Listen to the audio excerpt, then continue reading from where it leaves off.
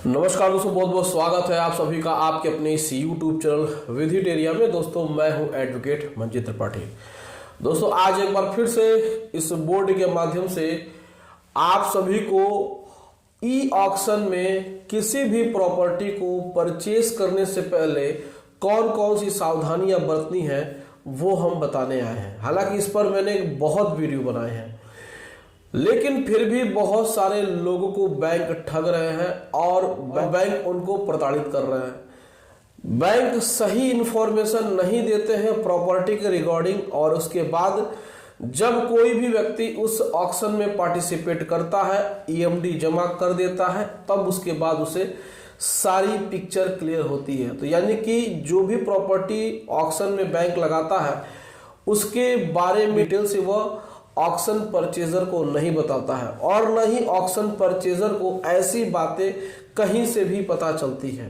बहुत सारे लोग हैं जो इस प्रकार की चीजें नहीं जानते हैं और वो फंस जाते हैं। जब वो फंसते हैं तो फिर इस प्रकार से वो यूट्यूब पे सर्च करते हैं, तब हम जैसे लोगों की वीडियोस उनके पास जाती है, तब उनको समझ में आता है कि पहले ही इंफॉर्मेशन मिल जाती, तो आज हम फंसते नहीं। तो आज हम आपके लिए 5 पॉइंट्स लेकर के आए हैं, जिन 5 पॉइंट्स को हम बताएंगे। अगर आप उन 5 पॉइंट्स को आपने अपने दिमाग में बैठा लिया और आप किसी प्रॉपर्टी को परचेज करने की सोच रहे हैं, तो ये 5 पॉइंट्स आपके लिए रामबाण यानी कि जो भी आप कह लें ब्रह्मास्त्र साबित होगा, और इस वीडियो के माध्यम से आपका बहुत सारा पैसा बच जाएगा।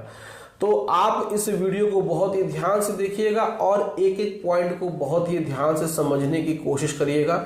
इस पॉइंट को मैंने बड़ी रिसर्च करके बनाई है, बहुत मेहनत लगा है इन 5 पॉइंट्स को फिल्टर करने में। हालांकि बहुत सारे लोगों ने मुझसे जो एडवाइस लिया था, मैंने इस पर उनको एडवाइस भी दिया है, और यही 5 पॉइंट्स को उन्होंने अपनाया अपने ऑक्शन में, और उसके बाद फिर देखिए उनकी प्रॉपर्टी उनको मिली और बैंक से उन्हें कोई भी प्रॉब्लम नहीं हुई।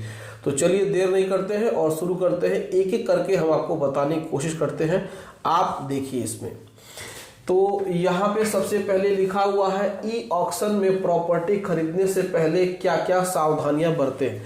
तो सावधानी बरतना बहुत ज्यादा जरूरी है, क्योंकि सावधानी हटी और दुर्घटना घटी। तो सबसे पहला इसमें है कि फिजिकल पोजीशन या डीएम ऑर्डर। कोई भी प्रॉपर्टी आप परचेज करने के लिए जा रहे हैं, अगर बैंक का उस पर फिजिकल पोजीशन नहीं है तो समझिए कि कहीं न कहीं वहां पे प्रॉब्लम है।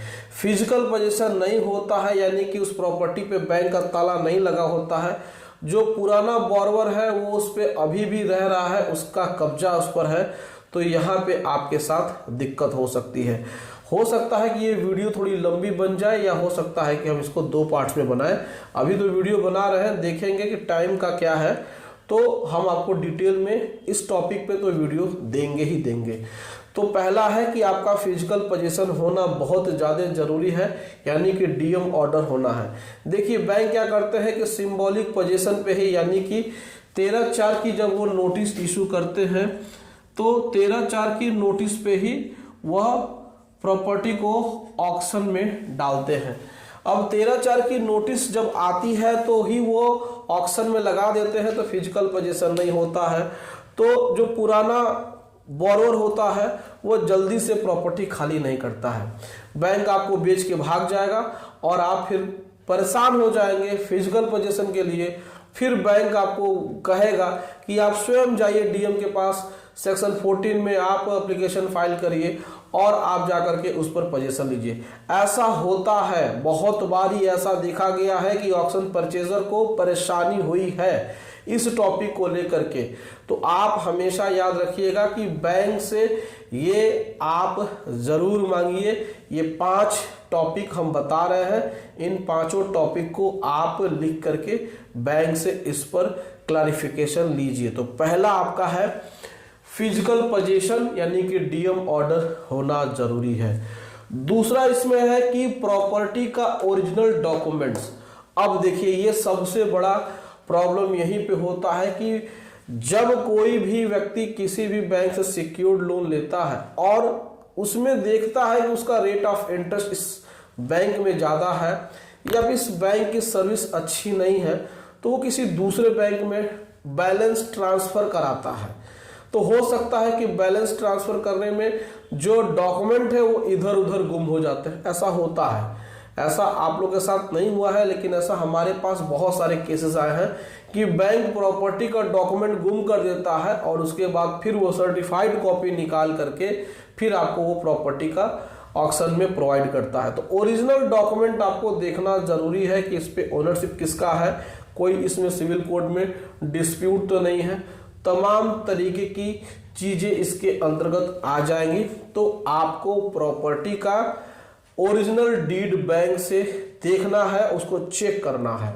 आप उसको चेक कर सकते हैं, ये आपका राइट है, ऑक्शन परचेजर का राइट है। घबराइएगा नहीं, बैंक देगा, नहीं देगा तो प्रॉपर्टी मत खरीदिएगा, आपका पैसा फंस जाएगा, ठीक है ना। चलिए अब हम तीसरे पॉइंट पे आते हैं। तीसरा पॉइंट सबसे इंपॉर्टेंट है, बाकी के इंपॉर्टेंट तो है ही है, लेकिन तीसरा पॉइंट भी और इंपॉर्टेंट है। वो किस मैटर में है समझने की कोशिश करिए। ये लिखा है लिटिगेशन फ्री सर्टिफिकेट।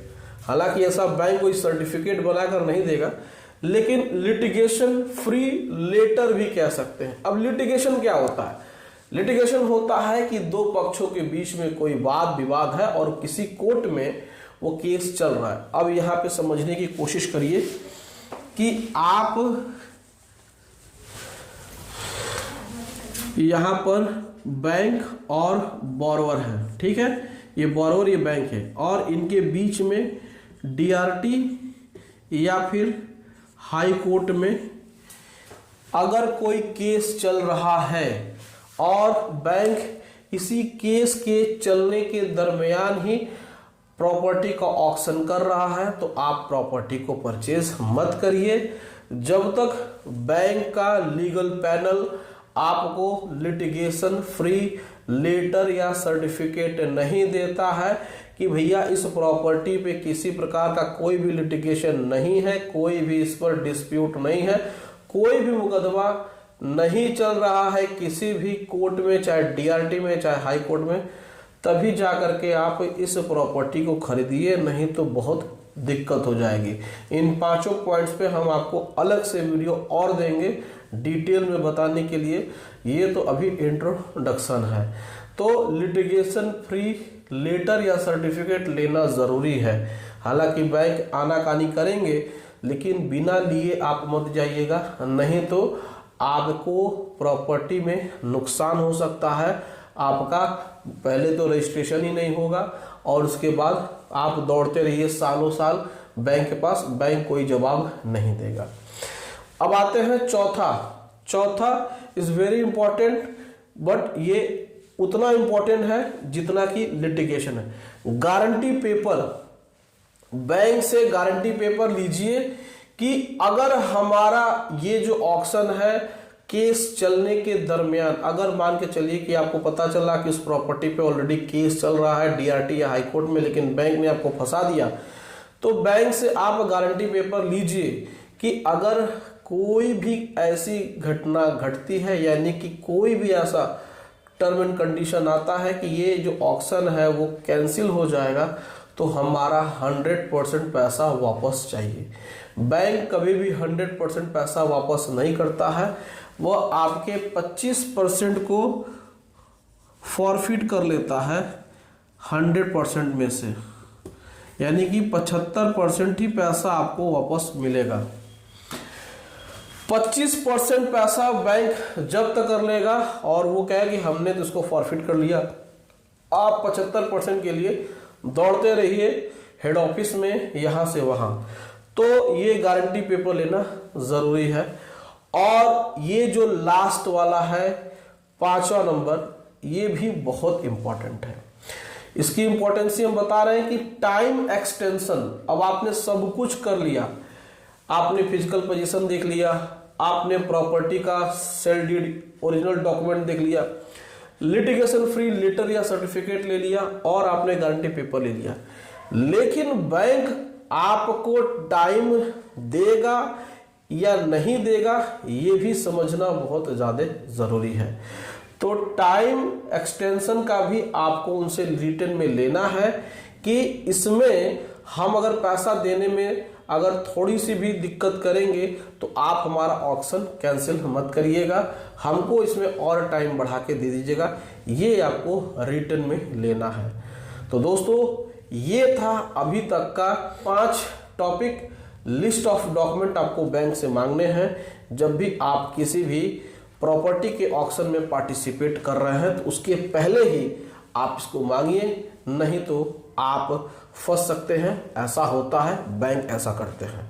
तो ये जानकारी आपको कैसे लगी आप हमें कमेंट करके जरूर बताइएगा।